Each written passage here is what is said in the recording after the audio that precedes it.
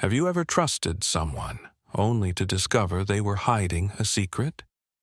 But the truth, it's far from what you think. You won't want to miss this, dear listeners. Before we move forward, please subscribe my channel to hit 1,000 figure. There's something about a quiet, dusty town that makes the air feel thick. The sun beats down on the buildings, casting long shadows over the deserted streets. The sound of boots scraping against the gravel is the only thing that breaks the silence. And then, the stranger walks in.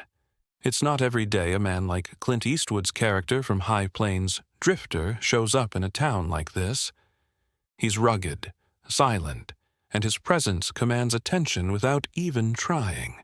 The sheriff might be hiding in his office, but this man doesn't need any badge to make people take notice.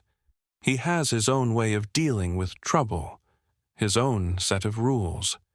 In a town where everyone knows everyone's business, the stranger arrives like a storm. People whisper behind their hands, speculating about his past, about why he's here. But the thing is, he doesn't care about their stories. He doesn't care about anything, really. He's a man who's seen too much to be bothered by small-town gossip. He walks into the barber shop, his boots heavy on the creaky floor. The old barber, caught off guard, mutters something about a shave and a hot bath, the usual routine for any traveler passing through. But the stranger isn't interested in small talk. He knows what he wants: a seat, a shave, and some peace. The man behind the counter stumbles over his words, unsure of how to deal with someone like him. "You don't mind if I sit down, do you?" the stranger asks, in a voice that's more of a statement than a question. The barber, fumbling with his tools, nervously gestures for him to take a seat. The tension in the room is thick. No one knows whether to make a move or stay frozen in place. It's a standoff, but not the kind of shootout you expect in a Western. This one's all about power, control, and the unspoken rules of respect. And yet, as the stranger sits there, the air crackles with something else, something darker. As the barber awkwardly moves around, the sound of his scissors clicking together fills the room, but it only adds to the tension. There's an underlying current between the stranger and the man now. The whole town feels it, even if they're too afraid to admit it. The stranger doesn't need to look at the man to know he's nervous. It's written all over him: the jittery hands, the sweat trickling down his temple, the way his eyes dart around the room as if searching for an escape. But there is no escape, not for anyone who crosses paths with the stranger. The barber tries to make light of the situation, offering a joke about old lilacs and only 10 cents more, hoping to break the silence. The stranger doesn't respond right away. He just leans back in the chair, eyes half closed, letting the barber do his work. Then, out of nowhere, the stranger speaks. His voice is low and steady, like he's been holding this back for a long time. "You know," he says, "most men can't hide their fear as well as you think." The barber's hands tremble. He doesn't look up. The tension in the room shifts. It's no longer just about the shave. It's about something deeper, something that everyone in town knows, but no one talks about. This stranger, this quiet man, is more than just a traveler passing through. He's something else, something darker, and he's here for a reason. The barber's nerves get the best of him. He accidentally nicks the stranger's cheek with the razor. A small trickle of blood drips down. The room goes dead silent. The barber freezes, his eyes wide with panic. The stranger's gaze hardens, and for a moment, the tension is so thick you could cut it with a knife. But then, something unexpected happens. The stranger lets out a low chuckle, a sound that sends a chill down the barber's spine. "You're not as careful as you think," he mutters, "and I think you know exactly why I'm here." The barber, now visibly sweating, swallows hard. The stranger sits up, adjusting his jacket as he prepares to leave. The room, still thick with tension, is left in an eerie silence, with the barber standing there, trying to breathe normally, and the stranger already making his way toward the door. The door to the barber shop creaks as the stranger pushes it open. The sunlight from the outside world spills in, casting long shadows across the room, but the tension still hangs heavy in the air. The barber remains frozen, still holding the razor in his hand, too afraid to make a move. But the stranger doesn't leave. He pauses just outside the door, glancing back over his shoulder. The sound of the town's bustling street fades as the stranger stands motionless, like he's waiting for something. The barber knows exactly what he's waiting for. He's waiting for the inevitable confrontation. The barber's heart beats harder in his chest. He knows that the stranger is someone who doesn't walk away. He doesn't make threats. He makes things happen. And now, it's his turn to face whatever it is the stranger is about to do. Then, a voice interrupts the quiet. A deep, gravelly tone. "You think you can just mess with me?" a man yells from the street outside. It's the sheriff, the one man in town who's always tried to stand tall and proud. But even he can't hide the shakiness in his voice now. There's no mistaking the fear in his tone, as he stands at the edge of the door, staring down the stranger who is already moving toward him with slow, deliberate steps. The barber looks out the window and sees the sheriff standing in the street, his gun hand hovering over his holster. But there's no confidence in his posture. The stranger doesn't stop moving. "I've been to plenty of towns like this," the stranger says quietly, but with a tone that commands attention. Men like him don't last long when the truth catches up to them. With a sudden, almost too fast movement, the sheriff pulls his gun, but the stranger is quicker. Before anyone can blink, he's already in front of him, his hand on the sheriff's wrist, twisting it with expert precision, disarming him in one smooth motion. The tension reaches its peak. Everyone in the shop watches in silent awe and terror. The barber can't move, can't breathe. He's a witness to something that's about to change everything for the town. The sheriff stumbles backward, unarmed now, his face red with frustration.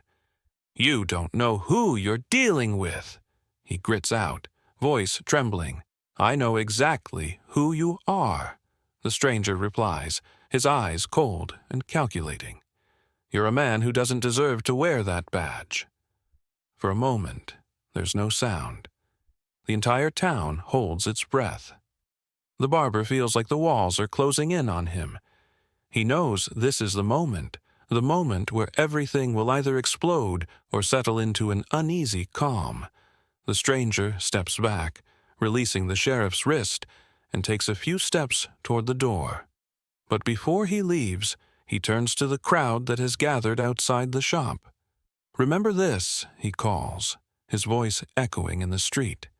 "Justice doesn't always come in the form you expect."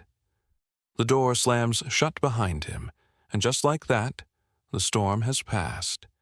But the air still feels charged, crackling with the energy of what just happened. The barber stands there, still holding the straight razor in his hand, his knuckles white. His mind races, but his body remains frozen, as if the events that just unfolded hadn't truly registered yet. His eyes flicker to the window, watching as the stranger walks into the fading light, disappearing into the dust of the street. The town is silent, too silent. Outside, the sheriff stands shaking, unable to speak, the emptiness of his defeated posture saying everything. The people who had gathered around the barber shop door begin to disperse slowly, but the lingering feeling in the air is heavy. Something in the town has shifted, and the barber knows it won't go back to how it was before. Inside the shop, the barber slowly sets the razor down on the counter, trying to steady his breath. He hadn't meant to get involved in whatever just happened. He never expected to witness something so final, the kind of moment that changes people's lives. And yet he did nothing. He couldn't do anything, because deep down, part of him knows that if he had intervened, it wouldn't have been him who walked away unscathed. He would have been caught up in the stranger's firestorm, just like everyone else. As the sun sets, the barber locks up the shop, his steps slow and deliberate as he heads home. His mind doesn't stop spinning. He wonders how the sheriff will spin the story. Will he lie to cover his shame, or will he admit to the people in the town what really happened? The latter seems impossible, given how much the sheriff's reputation is built on a lie. But one thing is certain: the stranger has made his mark. Later that evening, as the barber sits alone in his modest home, sipping a glass of whiskey, his thoughts are interrupted by the sound of a knock at the door. It's soft at first, then louder, more insistent. He stands up, his body tense, and walks over to the door, feeling his heart rate pick up. When he opens it, he's greeted by a figure shrouded in shadow. It's the stranger. "I was wondering when you'd come," the barber mutters, his voice low, barely above a whisper. The stranger steps inside without asking, his presence filling the room with an almost unbearable weight. "You saw what happened out there today. You know the truth. Now you need to decide if you want to be a part of that truth or not." The barber doesn't know what to say. His mouth is dry, his instincts telling him to run, but his feet remain glued to the floor. The stranger moves closer, his eyes locked onto the barber's with a cold intensity. "I've taken care of the sheriff," the stranger continues, "but there's more to be done. This town needs change, and I'm the one to make it happen. I'm offering you a choice. You can either stand by, or you can help me make this place what it should have been all along." The barber's breath catches in his throat. He's terrified, but at the same time, there's something thrilling about this proposition. The weight of power, the pull of justice.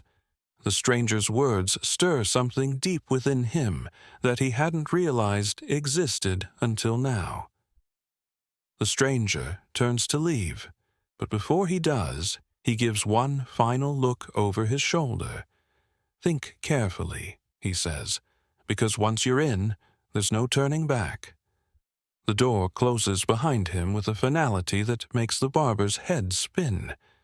He's left standing alone in the dim light, torn between the safety of silence and the dangerous lure of a world where justice is no longer bound by the law. The next morning, the barber sits at the kitchen table, his hands trembling as he stares at his untouched breakfast. His mind is a whirlwind of doubt and fear, but also a strange excitement, something he can't quite explain. The stranger's words from the night before echo in his mind, like a sinister lullaby. Once you're in, there's no turning back. The clock ticks louder than usual, the minutes dragging on, each one feeling heavier than the last. He hears the sounds of the town coming to life, the horses, the chatter in the street. But none of it feels real. It feels distant, as if he's already left the world he once knew. By noon, the barber has made up his mind. He walks through the dusty streets of the town, his boots making a steady rhythmic sound against the wooden boards of the sidewalk. His heart beats faster now, not out of fear, but anticipation. As he reaches the saloon where the stranger is waiting, he takes a deep breath, gathering his courage. The door creaks open, and there the stranger sits, leaning back in a chair, eyes glinting, as if he already knows what the barber is about to say. "I'm in," the barber says, his voice steady despite the tension that coils inside him. The stranger doesn't speak right away. Instead, he just nods slowly, as if acknowledging that this moment has been inevitable from the start. The tension between them is palpable, but it doesn't need to be broken by words. The decision is made, and now there's no turning back. "Good," the stranger says. "There's much to be done." From that moment on, the barber becomes more than just a bystander.